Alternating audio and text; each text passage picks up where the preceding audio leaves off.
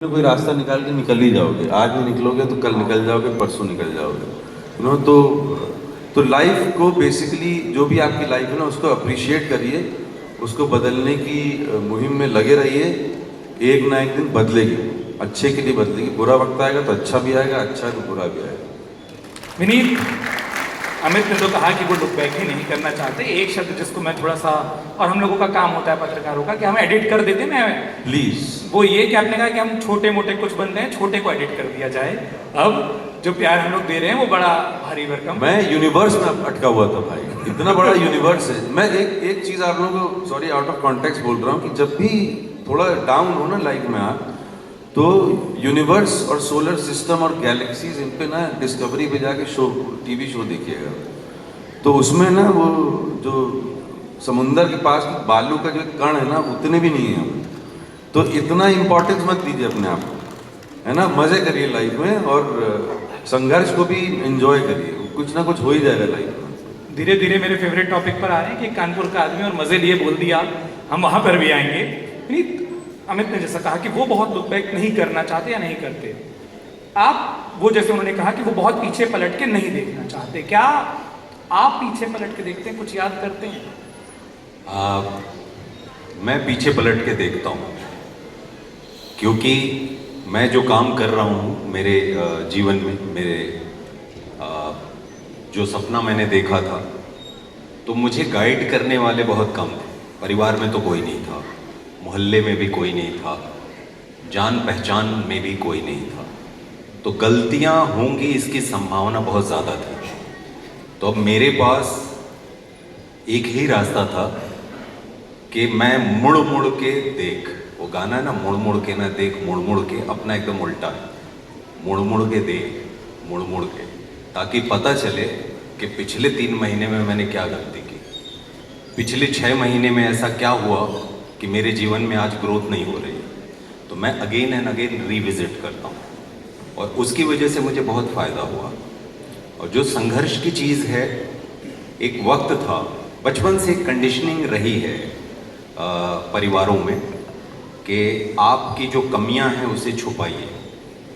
अगर मोजा फटा है आपका, तो उस मोजे को बच्चा बचपन से ही उस अंगूठे को अंदर खींच के रखता है कि लोग देख ना लें। आपके घरों में अगर जाते हैं तो आपका जो ड्राइंग रूम है या बाहर की जो बैठक है, बैठक एकदम चकाचक बनाने की कोशिश रहती है, भले अंदर के कमरे में हाल बुरा हो। एक चीज़ मैंने सीखा जीवन में कि खोल दो, पर्दा हटा दो, आपको ताकत मिल जाती है। मेरा अगर मोजा फट गया ना, तो मैं फटे हुए मोजे का पैर ऊपर रख के बैठता हूँ कि मेरी यही स्थिति है।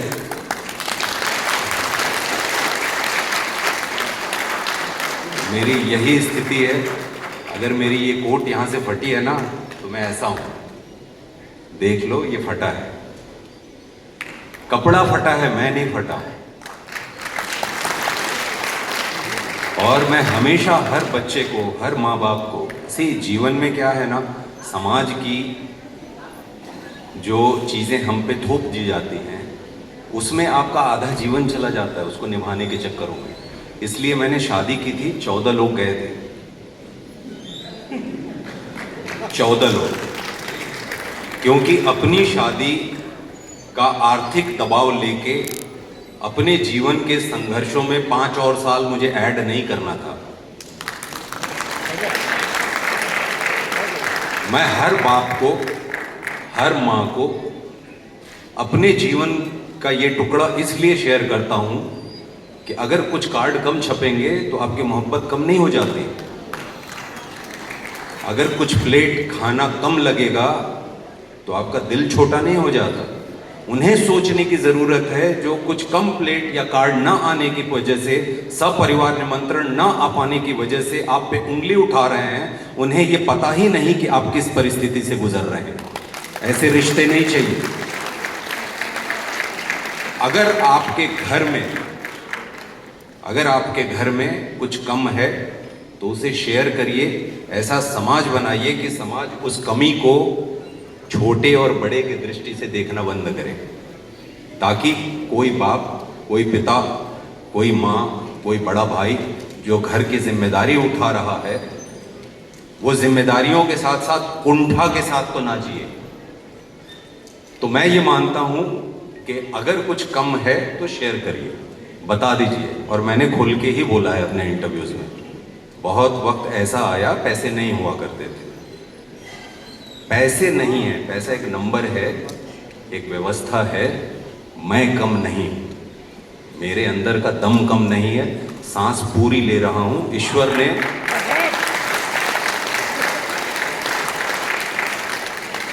ने मेरे शरीर में उतनी ही हड्डियां दी हैं जितने इस देश या इस धरती पे बड़ी से बड़ी कुर्सी पे बैठे किसी व्यक्ति को दी। मेरे कान उसी जगह पे हैं, मेरी आंख उसी जगह पे है, मेरी नाक उसी जगह पे है, मेरे हाथ उसी जगह पे हैं, मेरी सोच उसी जगह पे है। तो मैं सपने छोटे क्यों देखूं? आप मेरे साथ आते हैं तो ठीक, नहीं आते हैं तो आपका धन्यवाद, मैं रुकूंगा नहीं। इसी तेवर को लेके चलता रहा और चलते चलते हो गया। अभी जैसे उत्कर्ष जी ने बोला 23-24 साल हो गए मुंबई में। सच बताऊं, मेरे पास अभी भी घर नहीं है, मुझे फर्क नहीं पड़ता। ठीक, हाँ, जिनकी जिम्मेदारियां हैं उसके लिए काम कर रहा हूं ताकि एक छत मेरी हो, क्योंकि ये बेसिक चीजें हैं, ये सबके पास होना चाहिए, तभी तो आप कुछ और बेहतर तरफ बढ़ पाएंगे। तो मुझे ये कहने में कोई शर्म वर्म नहीं आती, इसलिए नहीं आती क्योंकि मैंने अपनी कला को इतना सींचा है कि आप जब जब जाके मुझे पर्दे पे देखोगे तब तब एहसास होगा क्या कमाल का एक्टर। और ये एहसास आप लगातार हमें दिलवा रहे हैं। अमित, थोड़ा सा मूड चेंज करते हैं। कानपुर के आदमी की एक बड़ी खासियत होती है, वो ये कि मतलब मैं जब पहली बार गया तो समझ आया कि रेड लाइट जैसी चीज मन का वहम है। हमको रेड लाइट जैसी चीज मन का वहम होती है। वहां किसी चौराहे पर लाल बत्ती मन का वहम है। हमको निकलना होगा तो हम हरे में भी नहीं निकलेंगे और निकलना होगा तो हम लाल में भी निकलेंगे। तो ये जो मिजाज, और आपने कहा ना कानपुर नहीं छोड़ सकता किसी को, कभी ऐसा लगा कि कोई प्रोजेक्ट पर काम कर रहे हैं, शूट पर हैं, यार ये क्या बता रहा है मुझे? मत नाम लीजिएगा, थोड़ा किस्सा बता दीजिएगा, क्योंकि नाम पर ही सारा सेंसर आता है। मैं हूं ना बैठे। देखो, रोज होता है ये यार, ये किसी भी काम में होगा, किसी भी काम में होगा, हमारे काम में भी होता है, बहुत बार होता है। और कभी कभी दूसरे की बात सही निकलती है, कभी कभी हमारी बात सही निकलती है, यू नो। मैं हमेशा मानता हूँ कि अपना जो क्रिएटिव कोलैबोरेशन है फिल्म मेकिंग का, एक्टिंग करने का, उसमें बहुत सारे डिपार्टमेंट हैं, यू नो। और वो सारे डिपार्टमेंट अगर साथ में एक सिनर्जी नहीं बनाएंगे, एक तरीके का साथ में मिलके बुत नहीं खड़ा करेंगे, उसके अंदर नक्काशी वाले की भी इतनी ज़रूरत है जितने की पेंटर की ज़रूरत है, जितने की उसके ऊपर लाइट लगाने की ज़रूरत है। तो ये सारे लोग बहुत इंपॉर्टेंट हैं और ये कोलैबोरेटिव चीज़ है, जैसे कि हर चीज़ कोलैबोरेटिव है, यू नो। तो ये सारी चीज़ें होती हैं, लेकिन थोड़ा सा एक मजाकिया इसको बताने के लिए मैं आपको एक किस्सा बता देता हूँ। जब कुछ काम वाम नहीं होता था तो एक तो मुझे ऑडिशन देने में बड़ी कोफ्त आती थी।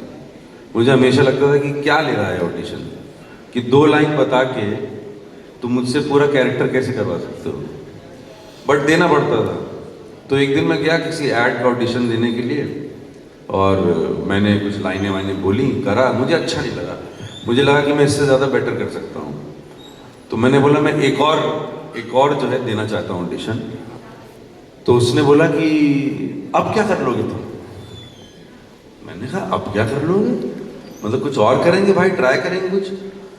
तब मुझे ऐसा लगा कि भाई ये जो ऑडिशन ले रहे हैं ना, ये बीमारी काट रहे हैं, ये टाइम पास करने आए हैं यहाँ पे, इनको कोई लेना देना नहीं है। जो तुम्हारे अंदर क्रिएटिविटी घूम रही है ना, इनको उससे कोई सरोकार नहीं है, ना कोई लेने देना है। ये अपना घंटे गिनने आए हैं यहाँ पे, 8 घंटे में स्टूडियो का किराया पूरा हो जाएगा और इनको यहाँ से पैकअप करके जाना है, क्योंकि ये जो कैमरा भी लेके आए ना वो भी किराए पे लाए हैं। तो इस तरीके की बहुत चीज़ें हुई हैं। और पहले पहले जब थोड़ी जवानी ज़्यादा थी, वैसे तो अभी भी जवान हूँ, लेकिन जब जवानी ज़्यादा थी तो बहुत गुस्सा आता था, लड़ाई झगड़े भी हो जाते थे, कभी कभी गाली गलौज भी हो जाती थी। अब मातृभाषा वो निकल ही जाती है कभी कभी। तो अब जो है तरस आने लगता है। फिर बीच में ऐसा होने लग गया था कि कोई बात नहीं, बोलने दे इसको, अभी जब साउंड रोलिंग कैमरा एक्शन के बाद तो मुझे ही एक्टिंग करनी है ना, इसको थोड़ी ना करना है कुछ। तो ये चलता रहता है यार, यही तो मौज है, मौज लेते रहने चाहिए। महारानी एक सीरीज, और उसका जिक्र मैं इसलिए करता हूँ क्योंकि मुझे लगता है कि हम पत्रकारों के लिए वो ज़्यादा रिकॉल सीरीज रह गई जब आप राजनीति पर कुछ करते हैं। और आप लोग अपने किरदारों से हमें गलत भी साबित करते हैं कि रिकॉल सिर्फ राजनीतिक मुद्दों पर नहीं हो सकता। जब वो आप पूरी सीरीज कर रहे थे, मैं उसको जितनी बार देखा, और चूंकि मैं बिहार का नहीं हूँ लेकिन बिहार की राजनीति को बतौर पत्रकार समझता हूँ, मुझे आपके किरदार में किरदार दिखाई दे रहा था। और आपको मैंने कई बार इस इंटरव्यू की तैयारी बाकी किसी में नहीं दिखाया तो पिटवाओगे तुम मुझे यार, बाकी का मैं बाकी जिस दिन मंच पर आएंगे उस दिन उनकी भी यही बात कह दूंगा कि उनमें दिख रहा था। आप में मुझे किरदार जो दिख रहा था क्या, और क्योंकि मैं इसलिए पूछ रहा हूं अमित, क्योंकि मैंने आपको बाकी इंटरव्यू पर भी जब भी देखा, सुना या पढ़ा है, आप उन सोशल चीजों से अवेयर रहते हैं, आसपास जो घट रहा है उसके बारे में पता है। क्या आपको ऐसा लगा कि आपका किरदार रिलेट हो रहा है, और अगर वो लगने लगता है तो उस जैसा कर दूं क्योंकि लोगों को भी वही लगेगा, या उससे अलग ही रहूं? ये क्या होता है? यार मैं बहुत बार पहले बोल चुका हूँ, मैं फिर से बोलता हूँ, मेरी तो जो लाइफ चल रही है वो है जादुई जिंदगी, मैजिकल लाइफ है। अभी क्या है, मैंने जितने भी काम किए हैं और जितने भी काम जिन लोगों के साथ किए हैं, वो लोग मुझसे बहुत ज़्यादा इंटेलिजेंट, एजुकेटेड और वेल इन्फॉर्म्ड लोग थे। तो महारानी की अगर बात करें तो सुभाष कपूर जो कि क्रिएटर थे शो के, हैं मतलब अभी, और उनके साथ जो राइटर्स थे नंदन, उमाशंकर, ये लोग इतनी बढ़िया इनकी अंडरस्टैंडिंग थी बिहार पॉलिटिक्स के बारे में, इतनी बढ़िया रिसर्च थी, इन लोगों को एक एक चीज़ पता थी कि बिहार की पॉलिटिक्स में क्या चलता है, क्या नहीं चलता है, कैसे होता है, कैसे नहीं होता है। तो मैंने पूछा था इनफैक्ट कि मैं किसी एक्टिव पॉलिटिशियन पे या पास्ट पॉलिटिशियन पे इसको बेस करूं क्या अपने काम को। तो मुझे सुभाष भाई ने सिर्फ एक ही बात बोली थी कि तुम अपनी तरह से करो, और वो मैंने उसको थोड़ा सा सीरियसली कम लिया क्योंकि मैं उन दिनों बहुत काम कर रहा था। तो मुझे लगा हाँ ठीक है, फिर ये तो हो जाएगा ना, मतलब ये भी क्या, जमतारा में भी पॉलिटिशियन बन गया, इसमें बन गया, थोड़ा बहुत इधर उधर दाएं बाएं करके चेपा चेपी करके ये भी निकाल लूँगा और कर लूँगा यार, हो जाएगा। तो पहले दिन पहुँचा मैं, उन्होंने बहुत ही डिफ़िकल्ट सीन दिया, और मेरी थोड़ी सी आदत है कि लाइनों को अपना बनाने की, अपने तरीके से बोल देने की, थोड़ा हेर फेर कर देने की, इधर से उधर कर देने की, कि मतलब फ्रेमवर्क में रहूँ, मामला वही जाए जो जाना चाहिए, लेकिन अपना बना पाऊँ उसको। वो आई थिंक बहुत सारे एक्टर्स वही करते हैं अपनी ईज़ के लिए। और अब मैंने कुछ भाषणबाजी चालू करी और सुभाष भाई बोलते हैं नहीं फिर से करो, फिर मैंने किया नहीं फिर से करो, तो लाइनें क्यों बदल रहा है, तो लाइनों का हर वर्ड का मतलब है। तो बहुत समय के बाद क्या हुआ, एक वो जो जिस चीज़ को मैं फॉर ग्रांटेड ले रहा था रोल को, वो बहुत इम्पॉर्टेंट हो गई मेरे लिए। और क्योंकि मुझे एक बॉक्स में डाल दिया गया कि इस बॉक्स की दीवारों पे सिर मारता रहे, इससे बाहर नहीं निकल सकता, इस फ्रेमवर्क में ही काम करना है, और हर लाइन को पिरो के लिखा गया है और वैसे ही समझ के बोल उसको। तब मुझे समझ में आया कि यार एक नई कुछ तो दरवाज़ा खिड़की खुली अंदर से एज एन एक्टर, कि हाँ ये भी एक चैलेंज है। सारा टाइम क्या है कि मैं क्या अपना कर दिया, लोगों ने ताली बजाई, मेरा भी सिर जो है वैसा हो गया कि हाँ तो मैं कर ही लेता हूँ, निकल जाएगा काम। बट ये वो काम नहीं था, क्योंकि एक पॉलिटिकल लैंग्वेज थी उसके अंदर जिस तरीके के संवाद लिखे गए थे, उस हर चीज़ का मीनिंग था, और वो एक प्ले था हर कैरेक्टर के साथ, तो महारानी पर से में बहुत अच्छी खासी मेंटल मेहनत करनी पड़ी मुझे करने में उसको। आपने बताया आप लाइनों में थोड़ा हेर फेर करते हैं, और अमूमन एक्टर ऐसे करते हैं। विनीत पर आ जाते हैं जो लाइनें पूरी खुद ही लिखने पर ज़्यादा यकीन करते हैं। और सिर्फ लाइनें ही नहीं, पूरी की पूरी स्क्रिप्ट लिखने पर यकीन करते हैं। बड़ा अजीब शहर है साहब लखनऊ, हमें लखनऊ का भी नहीं है। तो कुछ दिन पहले आईपीएल का एक मैच हुआ यहाँ, चेन्नई और लखनऊ का मैच। पूरा लखनऊ चेन्नई को देखने गया कि हमारी टीम हार जाए और चेन्नई जीत जाए। और आप जिसके बारे में खूब गजब लिखते हैं, अतिथि देवो भव का भाव ज्यादा है। एक ही टीम के लिए आता है, बाकी और टीमों में किसी ने अतिथि नहीं बनाए, सब लखनवी वापस लखनवी बन गए। ये मैं इसलिए बोल रहा हूँ क्योंकि बड़ी खूबसूरत सी चीज लिखी और वो इस वक्त इतनी मौजूद है, आपने कई बार उसको लिखा पढ़ा है, आप इशारा समझ चुके हैं कि किन के लिए है। अगर लाइव ऑडियंस के सामने सुनाए, क्योंकि ये ऑडियंस भी सारी उन्हीं को देखने गई थी जिनके आप भी फैन हैं, और मौजूद इसलिए है क्योंकि हर दिन उनके बारे में सवाल खूब आ रहे हैं। तो जो लोग महेंद्र सिंह धोनी के बारे में तमाम तरीके के सवाल और उनको क्रिकेट सिखाने की इन दिनों कोशिश कर रहे हैं, विनीत से सुनिए। और वो मैं वहां से शुरू कर रहा हूं कि जब ये खुद लिखते हैं तो इनके कलम और उसके बाद उनके कंठ की ताकत क्या है? मैं ये मानता हूँ कि मैं कुछ नहीं लिखता, मैं एक माध्यम हूँ और जिस भी फ्रीक्वेंसी पे वाइब्रेट कर रहा होता हूँ, यूनिवर्स उस फ्रीक्वेंसी पे कुछ डाउनलोड कर देता है। हम यहाँ बैठे हैं, मैं बोल रहा हूँ, आप तक आवाज़ पहुँच रही है, लेकिन इस हॉल में अभी इसी समय अगर 98.3 FM लगा दें तो कुछ बजने लगेगा। तो there are so many frequencies right now here in this hall. तो अगर आप अपने ट्रांसमीटर को थोड़ा ऊपर लेके जाएंगे तो यूनिवर्स से आप कुछ रिसीव करने लगते हैं, मैं ऐसा मानता हूँ। तो मैं लिखता हूँ, मैं क्लेम नहीं कर पाता, मैं हमेशा ये बोलता हूँ कि मैं तैयार हूँ, कुछ आ रहा है उसको ले लेता हूँ। यहाँ काम के लिए ठीक है कि हाँ मेरे नाम के साथ चला जाता है, वो अलग चीज़ है, लेकिन एक पल के पहले तक मुझे नहीं पता होता था कि ये गाना आने वाला है और अचानक से वो डाउनलोड होता है, लिटरली डाउनलोड होता है मेरे सिस्टम में। तो मैं एक्चुअली गाड़ी चला रहा था और जा रहा था और FM पे क्विज आ रही थी, क्रिकेट को हिंदी में क्या बोलते हैं, क्या बोलते हैं क्रिकेट को हिंदी में, बताएगा कोई? बहुत कम हाथ उठा है, हम उत्तर प्रदेश में हैं। और हाथ भी तुक्के का ज्यादा उठाओ। क्रिकेट को हिंदी में बोलते हैं, उस FM की क्विज में मुझे पता चला, लंब दंड गोल पिंड धर पकड़ प्रतियोगिता। मैं बोला बड़ा रिदमिक है। हाँ, मैं महेंद्र सिंह धोनी को बहुत पसंद करता रहा हूँ, कई कारण हैं कि क्रिकेट जब देखता था तो अक्सर ये होता था कि अगर बॉल्स कम है, रन ज़्यादा बनाना है, ठीक, कि 10 बॉल बची है, 24 रन बनाना है, तो डर लगता था कहीं मैच हार ना जाए और इंडिया खेल रही। लेकिन महेंद्र सिंह धोनी अगर if he is there in the team तो वो बहुत पहले से चेज करने लगता है कि अगर कुछ ऐसा स्कोर है तो वो पहली बॉल से चेजिंग शुरू हो जाती है और धीरे धीरे पता चलता है कि उल्टा हो जाता है कि 10 बॉल पे 24 रन बनाना उल्टा हो जाता है, 24 बॉल बची है, 10 ही रन बनाना है। तो वो बहुत पहले से शुरू करते हैं। तो उनका व्यक्तित्व तो मुझे बहुत पसंद रहा, उनकी जो जर्नी है जीवन की, कि हमारे एक बड़े हम्बल फैमिली से निकल के एक कमाल की चीज़ की उन्होंने। तो ये गाना उन्हीं के व्यक्तित्व को ध्यान में रख के मैंने लिखा था, मतलब डाउनलोड हुआ था। लंब दंड गोल पिंड धर पकड़ प्रतियोगिता, लंब दंड हु प्रचंड विमान सा है मारता। धोनी है रे भैया, धोनी है, धोनी है तो जीत होनी है, धोनी है रे भैया, धोनी है, धोनी है तो जीत होनी है। शांत चित्त हर परिस्थिति में जो खड़ा रहे, हर धरा पे अंगद के पांव सा अड़ा रहे। नीतियों के जोड़ तोड़ हर घड़ी विचारता, मौके पे तरकश से राम बाण मारता। गोल पिंड हुर्र हर दिशा में देखो उड़ चली, लंब दंड है कदा सभाजता महाबली।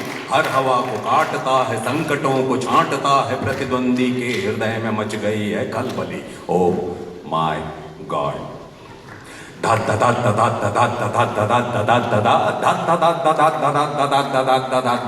धोनी है रे भैया, धोनी है, धोनी है तो जीत होनी है, धोनी है रे भैया, धोनी है, धोनी है तो जीत होनी है, धोनी है रे भैया, धोनी है, धोनी है तो जीत होनी है। युद्ध की हुंकार है रे, ऊर्जा अपार है, मंद मंद मुस्कुरा के तोड़े अहंकार है। विश्व भर की जीत है रे, फिर भी जो विनीत है, कीर्तियों का केंद्र है रे, नाम ही महेंद्र है। नील वस्त्र धारित कर जो विजय ध्वज फहराए, श्वेत हरित केसरिया 10 दिशा में लहराए। भारत की ख्याति जन जन तक पहुंचाना है, आज फिर इस भूमि पे, आज फिर इस भूमि पे ध्वज को लहराना है।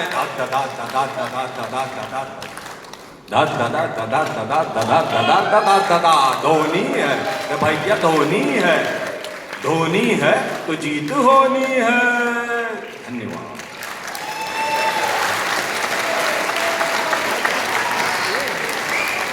अब गाने का सिलसिला चल पड़ा है तो दूसरा भी ले ही लीजिए। हाँ हाँ, मैंने मेरे घर से टीवी बाहर निकाल दी। उसका मुक्काबाज के समय पैसे वैसे खत्म हो गए थे, पैसे की जरूरत थी, सारा सामान बेच दिया। तब से टीवी नहीं खरीदी मैंने, 2016 की बात। अब ले लूंगा। तो टीवी जब भी खोलता था तो उस पे कुछ न कुछ बक बक बक बक बक बक बक बक चल क्या रहा है। मतलब गली का नाला टूट गया, उस पे भी चल रहा है कुछ, है ना। कुत्ते ने सांप को मार के मालिक के जीवन की रक्षा की, इस पे भी चल रहा है 1 घंटा। तो मुझे लगा भाई ये चल क्या रहा है सब। तो ये बकबक जो शब्द है ये मेरे जहन में रह गया था, तो उस पे मैंने एक लिखा था। आप लोग भी गाएंगे ना मेरे साथ। बकबक बकबक बकबक बकबक बकबक बकबक बहुत जरूरी है, उससे जरूरी है हाथ बढ़ाओ। बकबक बकबक बकबक बकबक बकबक बकबक बकबक बकबक जॉब। बकबक बकबक बकबक बकबक बकबक बकबक बहुत जरूरी है, उससे जरूरी है हाथ बढ़ाओ। पानी तुम्हारा है पानी बचाओ, बिजली तुम्हारी है बिजली बचाओ, सड़कें तुम्हारी है सड़कें बचाओ। बकबक बकबक बकबक बकबक बकबक बकबक बकबक बकबक चौप। अरे खत्म नहीं हुआ। वो देखो साथी तुम्हारा जो छूटा है रूठा है बैठा है पास तो जाओ, हाथ बढ़ाओ कसके उसको गले लगाओ, जोर से अपने दिल से बोलो। बकबक बकबक बकबक बकबक बहुत जरूरी है, उससे जरूरी है हाथ बढ़ाओ। बकबक बकबक बकबक बकबक बकबक बकबक बकबक बकबक चुप। ट्विटर पे एफबी पे लिखना जरूरी है, फिर भी न जाने क्यों अपनों में दूरी है। तूने जो सीखा है तूने जो जाना तूने जो पाया है तूने जो गाया है, घर से निकलो बाहर आओ, नॉलेज रोटेशन में जोर से बढ़ाओ, दूर से अपने दिल से बोलो। बकबक बकबक बकबक बकबक बहुत जरूरी है, उससे जरूरी है हाथ बढ़ाओ। बकबक बकबक बकबक बकबक बकबक बकबक बकबक बकबक चुप। फुल लाइफ डैडी ने पापड़ जो बेला है तब जाके आया रे पैसों का रेला है, बैठा है घोड़े पे अपनी डिजायर के ईगो में अपनी जरूरत ये भूला। डैडी के बुद्धि की बेल बजाओ, नींद में सोए हैं बाबू जगाओ, उनको भी अपने संग ले आओ, उनको बताओ उनको दिखाओ। ये देखो पब्लिक की काली सी गंगा है, ये देखो भूखा है वो देखो नंगा है, बारी तुम्हारी है करके दिखाना, इनको संभालो बढ़ के उठा लो, आंसू जो इनके हैं तुम पोंछ डालो, बटुए से थोड़ा सा वक्त निकालो, बालो बालो खूब बालो, जोर से अपने दिल से बोलो। बकबक बकबक बकबक बकबक बहुत जरूरी है, उससे जरूरी है हाथ बढ़ाओ। तो जीवन में हाथ बढ़ाइए, बकबक काम करिए।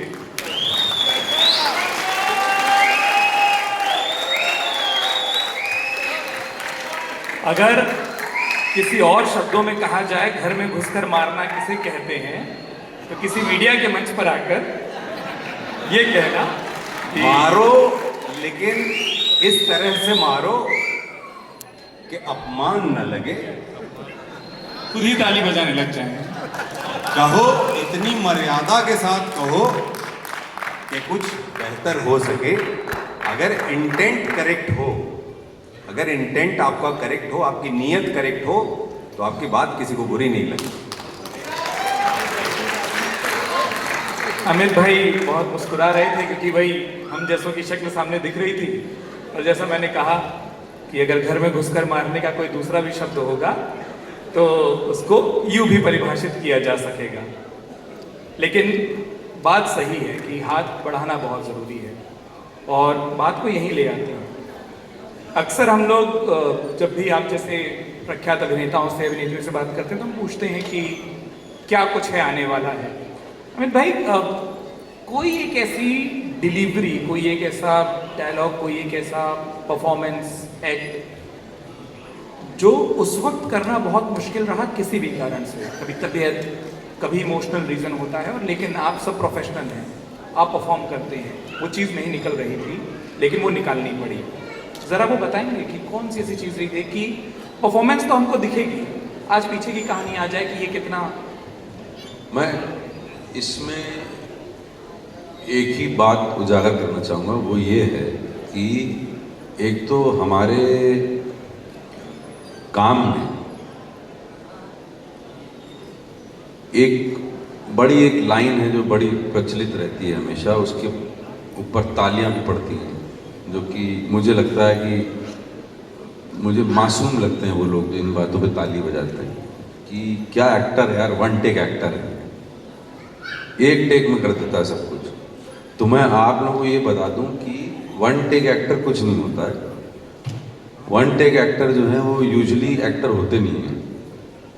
तो वो आते हैं और अपनी लाइन बोलते हैं, उनका एक ही मीटर होता है, उसमें बोलते हैं, आगे चले जाते हैं।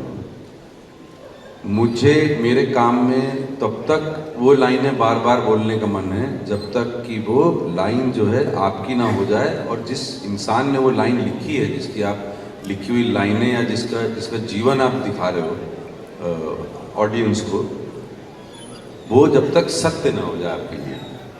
और उसमें कभी कभी 10 टेक भी हो जाते हैं, 15 टेक भी हो जाते हैं, कभी कभी 2 ही में हो जाता है। एक में अगर हो जाता है तो लगता ही नहीं ऐसा कि अच्छा किया है, तो और करना पड़ता है। फिर बाद में डिसाइड होता है या पता चलता है कि नहीं, वो पहली वाली ही ठीक थी। तो बहुत ही रिस्पॉन्सिबल मानता हूँ मैं अपने प्रोफेशन को और अपने काम को, बहुत पायस मानता हूँ, और उसमें मजाक नहीं करता बिल्कुल भी। उसमें ये नहीं हो सकता फिर कि यार ऐसे करके चले, वो उसको पाना पड़ता। हम लोग एक्टर बने क्यों हैं? हम वो जो टेक्स्ट है उसको पाने के लिए एक्टर बने। अगर उसको पा ही नहीं रहे हैं तो फिर क्या फ़ायदा है ये काम करने में? फिर वो 30 साल तक जो मैं लॉस था, अभी भी लॉस नहीं हूँ, फिर तो कोई फ़ायदा ही नहीं है जीवन में। तो मेरे लिए बहुत ही पायस काम है ये, और जो भी करता हूँ डिटेल से करता हूँ, घुस के करता हूँ। थोड़ा सा घड़ी का इशारा मुझे मिल रहा है, लेकिन विनीत, एक जो फरमाइश आई थी और मैंने कहा था कि किसी भी किताब को पीछे से शुरू नहीं करते हैं, तो मैं सिर्फ एक चीज़ जो शायद इस सत्र की अंतिम चीज़ होगी, अंतिम फरमाइश होगी, और कुछ अधूरा रह जाना बहुत कुछ पूरा करने की एक उम्मीद होता है। तो अगर ये संवाद जितना अधूरा रहेगा आप दोनों के साथ, उतना कुछ पूरा करने की उम्मीद होगी। वो ये कि एक फिल्म जिसने सिर्फ तालियां नहीं बटोरी, एक फिल्म जिसने सिर्फ तालियां नहीं बटोरी, जिसने सिर्फ प्रशंसा नहीं पाई, जिसने इतिहास को देखने के नजरिए को बदला है। और मैं शायद आज शाम को केसरी देखने के बाद भी ये कह सकूं, मैं छावा के लिए कह रहा हूं, और उसका एक संवाद है, और वो संवाद जिन परिस्थितियों में कहा गया और जिस तरीके से आप सभी ने, आपकी पूरी टीम ने उसको चित्रित किया, सच में हमें अपनी संस्कृति पर गर्व होना चाहिए। विनीत, आपने उसको दिखाया, इसके लिए आपको उसका धन्यवाद। और मैं वही चाहता हूं कि वो जो आपका किरदार जो पर्दे पर बोलता है, अगर वही वाइब्रेंसी इस सत्र की समापन पर आपके उस डायलॉग के साथ हम उसका समापन करें, तो ये देखिए, क्योंकि वो हम सभी को वो गर्व देने का मोमेंट था। मतलब वो, मैं बहुत छोटा हूं सिनेमा की समझ के हिसाब से, लेकिन मैं कह सकता हूं कि वो पॉपकॉर्न खाते हुए देखने वाली फिल्म नहीं थी। वो शायद हाथ बांधकर, हाथ जोड़कर, आंखों में कुछ आंसू लाकर वैसे भाव में रह जाऊं, वैसी फिल्म थी। तो जो तालियां आ चुकी हैं, उन तालियों का कर्ज तो निभाना पड़ेगा, बहुत सालों तक नहीं भी मिली। तालियों का कर्ज नहीं होता, तालियां पेट्रोल के जैसे होती हैं, आग लगा देती हैं। कविता सुनाने के पहले ना मैं थोड़ा सा कान घुमा के पकड़ना चाहूँगा। हमारा जो टॉपिक है, एक बार आप बताएं उत्कर्ष जी, जिस पे हमारी चर्चा हो रही है। हम लोग काफ़ी पहले से भटके हुए हैं उससे। क्या है हमारा जो विषय है? विषय हमने रखा था सिनेमा का बदलता दौर, और आंखों में मुझे लग रहा था कि जो जो मैं पूछ रहा हूँ वो ज्यादा ठीक है। हाँ, काफी सारी चीजें हमने बोली, सिनेमा का बदलता दौर। अब मैं छावा को जोड़ूंगा आज के वक्त से। मैं ऐसी चीजों को देखता हूँ कि आज के वक्त में सिनेमा में महिलाओं का योगदान बढ़ा है। उसकी वजह से एक बहुत अलग तरह का पर्सपेक्टिव आता है। समाज में भी जब महिलाओं का योगदान बढ़ता है तो उसका क्या असर पड़ेगा, उसको भी मैं जोड़ता हूँ। अभी जैसे मैंने एक फिल्म की सुपरवाइजर मालेगांव, तो उसकी डायरेक्टर रीमा कागती हैं और जोया अख्तर उसके प्रोड्यूसर हैं, और उन दोनों लोगों का कंट्रीब्यूशन बहुत बड़ा है। बहुत सारी महिलाएं आज की डेट में बड़े बड़े चेयर्स पे बैठी हैं, बिकॉज हम पुरुषों के चश्मे से समाज को देखते हैं तो बहुत कुछ छूट जाता है जो महिलाओं के चश्मे से दिख सकता था। तो जब महिलाएं नेतृत्व करती हैं तो उनका हिस्सा कवर होता है, बहुत सेंसिटिव कहानियां लेके आती हैं। अब मैं इसको छावा से कैसे जोड़ रहा हूं कि छत्रपति संभाजी महाराज के पिताजी छत्रपति शिवाजी महाराज की मां का इतना बड़ा योगदान है। छत्रपति शिवाजी महाराज को जो विचार दिए, बहुत सारी चीजें उन्होंने दी। तो एक मां के योगदान से एक बच्चा कैसे इतना बड़ा एक ऐसी सोच को समाज के सामने लाके रख पाता है, इसलिए महिलाओं का योगदान बहुत ज़रूरी है। तो मैं हर किसी को यही बोलूँगा, आप जहाँ भी हैं, जिस भी जगह पे हैं, अगर आपके आसपास कोई महिला नहीं है तो समझिए कि वो जगह आपकी कुछ ऐसी है कि कुछ छूट गया है। तो अगर आप कोशिश कर सकते हैं तो अपने डिपार्टमेंट में जहाँ भी हैं थोड़ा प्रयास करिए, क्योंकि महिलाएं कहीं राह देख रही हैं कि कोई जगह बने, और उनको जब जब जगह मिली है उन्होंने साबित किया है। आज मैं यहाँ हूँ, मेरी माँ का योगदान रहा है।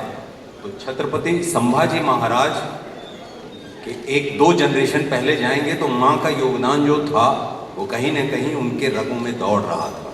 तो वो जो संवाद है कवि कलश जी और छत्रपति संभाजी महाराज के बीच में, ये शुरू करने के पहले एक सवाल है आप लोगों से। आप में से किस किस को छावा देखने के पहले ये बात पता थी कि कवि कलश जी उत्तर प्रदेश के उन्नाव से थे? हाथ उठाएं। मेरी मोजे वाली बात याद रखिएगा, कोई शर्म नहीं आनी चाहिए। अब देख लीजिए अपने चारों तरफ इतना बड़ा योगदान मराठा साम्राज्य में कवि कलश जी का, जो उन्नाव से थे, हमें और आपको नहीं पता। तो बहुत सारी चीजें हमारे इतिहास में कहीं ना कहीं ऐसी हैं जो शायद हमें जानने की जरूरत है। अब मैं आता हूँ संवाद पे। ये तो वो था कि मैं आईना दिखा देता हूँ, खुद को भी दिखा लेता हूँ, और इसमें कोई गलती नहीं है। जीवन के आपाधापी भाग दौड़ में जिंदगी ऐसी चली कि हम जान नहीं पाए कवि कलश जी को, जबकि वो यहाँ से ही थे। आज महाराष्ट्र के हर घर का दरवाजा मेरे लिए खुला हुआ है। इतना प्यार करते हैं लोग वहाँ छावा के पास। जब वो सीन की कविता पे आ जाता हूँ, दो कविता सुनाता हूँ। किस किसने फिल्म देखी छावा? तो एक बार जरा कुछ जोर से कुछ बोल दीजिए। हरा हरा महादेव। हाथी घोड़े तोप तलवारें, फौज तो तेरी सारी है, पर जंजीर में जकड़ा राजा मेरा अब भी सब पे भारी है। ओम नमः पार्वती पतये हरा हरा महादेव। अब वो कविता पे आता हूं जो आखिरी है। मन के जीते जीत है, मन के हारे हार, हार गए जो बिन लड़े उन पर है धिक्कार, उन पर है धिक्कार जो देखे ना सपना, सपनों का अधिकार असल अधिकार है अपना, अपनों के खातिर करना है कुछ आज हमें, अजर अमर कर देना है स्वराज हमें। तू माटी का लाल है, कोई कंकड़ या धूल नहीं, तू समय बदल के रख देगा, इतिहास लिखेगा भूल नहीं। तू भोर का पहला तारा है, परिवर्तन का एक नारा है, ये अंधकार कुछ पल का है, फिर सब कुछ तुम्हारा है।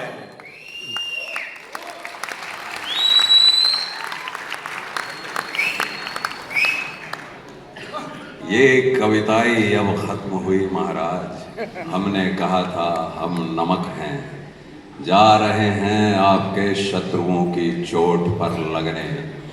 जनमानस के भूप रहोगे, चरम चमकती धूप रहोगे। प्रसन्न रहे माता जगदम्बा, ओ छत्रपति, ओ सहचर संभा। हम नमक हैं महाराज, तुम नमक नहीं चंदन हो कवि, तुम तिलक हमारे माथे का। धन्यवाद।